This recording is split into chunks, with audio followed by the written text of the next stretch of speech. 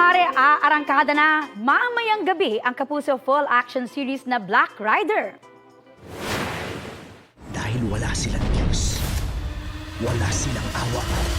Maki-ride kasama si Kapuso action drama prince Ruru Madrid sa kanyang exciting adventures bilang si Elias. Makakasama niya sa maaksyong mga eksena riyan ang ilang bigating action stars. Pero bago siya mag-broom-broom sa ating telebisyon, serbisyo sa Kapuso muna ang hatid ni Black Rider. Kanina nag-alad delivery rider muna siya para maghatid ng sorpresa sa ilang taga Quezon City.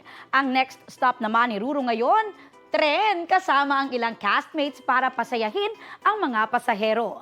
Mamaya na ang world premiere ng Black Rider, 8 p.m. sa GMA Telebabad.